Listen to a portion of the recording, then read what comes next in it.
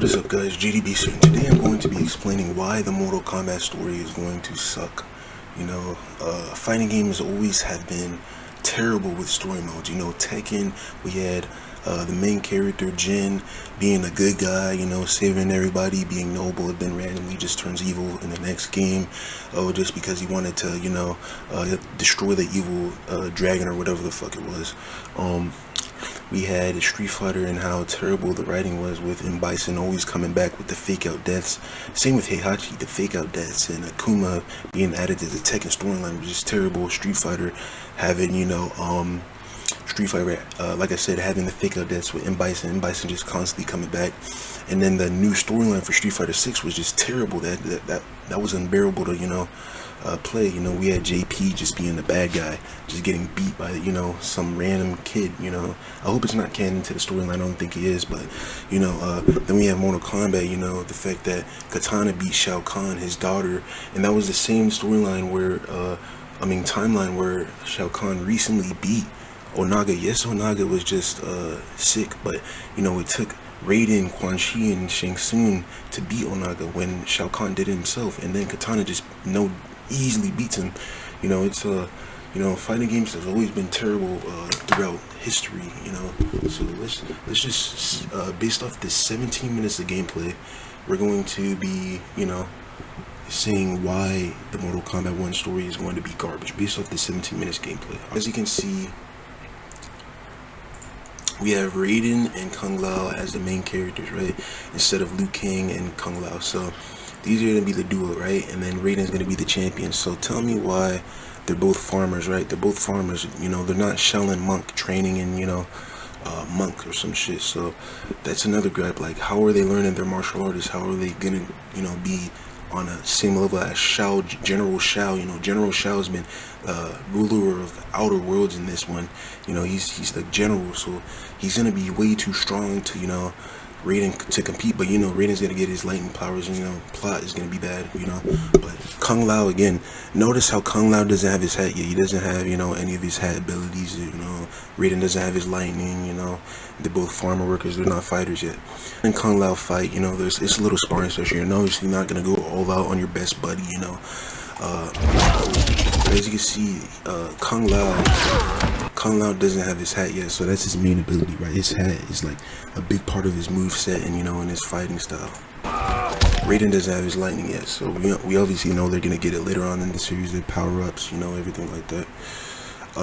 So my biggest gripe on how this goes is the fact that one second. The fact that Kung Lao beats Smoke. I'm gonna skip. And then right here. Yeah. Notice how Kung Lao has no bruises, you know, he has no type of, you know, fatigue. He's just alright, almighty and fine. You know, after beating Smoke, I mean, I could let that slide. Smoke, we haven't seen him in a game for a while. We don't know how strong he is, but, you know, him, Smoke, Scorpion and Sub-Zero are brothers, right? So they've been sparring since they were kids. That means, you know, they should be on a higher level. They're not farmers like these guys. These guys are farmers, right?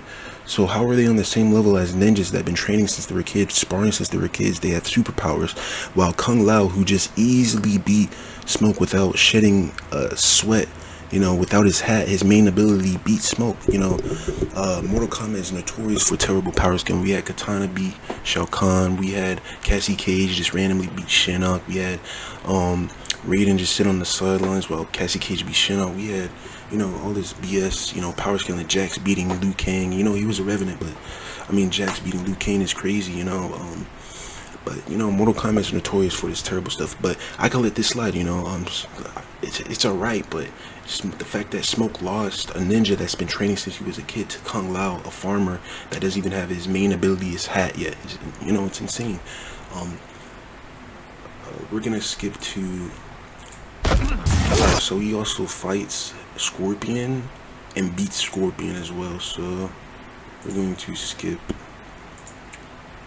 1 second. It is you. As you can see, he's not even sweating a sweat, or he's not even tired or fatigued or nothing after fighting Smoke, and then Scorpion easily beats them. You know, it's real stupid. How does he easily beat two of the strongest ninjas in the game? You know, he doesn't even have his main ability, his fucking hat, and he beats Smoke and Scorpion easily. You know, so he soloed two ninjas easily, bro.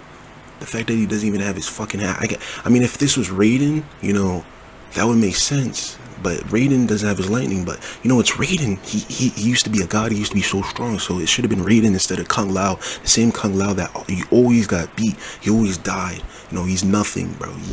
It's crazy. And the fact that Kung Lao before this beat Raiden too. So he beat Raiden, then he beat Smoke, then he beat Scorpion. So he has 3 bodies on his fucking resume without even being fatigued by none of them. He easily beat all of them. He's not even tired. He's not even hurt.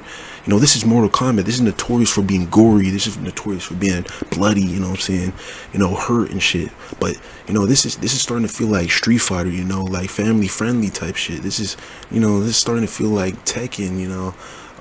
This is not Tekken, bro. Tekken's actually, you know, they had their blood and guts, not that much, but Mortal Kombat, this is like a series where you're just killing people, but you have ninjas that are trained killers losing and, you know, not even bruising a guy that's a farmer without his main ability, his hat.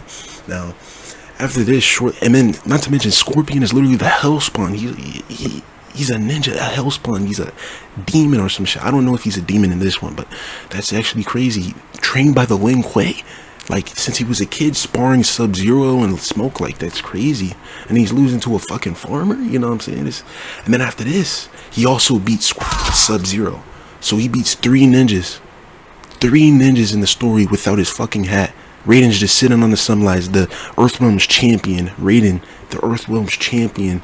And then we have Kung Lao, the guy that always gets beats up. You know, the fodder, trash. Beating 3 of our favorite ninjas in the story on the first mission. You know how terrible it is with writing? Like, you know, Mortal Kombat has always been terrible with this writing bullshit, the power scaling, the power cliff, and blah blah blah. Like, it's always been terrible, you know. It would have made more sense if Raiden had, you know, at least beat one of them. If Raiden beat Smoke, and then Raiden beat Scorpion, then Kung Lao beat Smoke, and then Sub-Zero would just come and then beat them, and then, you know, Liu Kang, we saw Liu Kang earlier, right? Liu Kang is sitting in the background. So this is what, you know, NetherRealm should have done as a smarter company. They should have had Raiden fight Smoke and then beat Smoke, right? And then Kung Lao fight Scorpion and then beat him.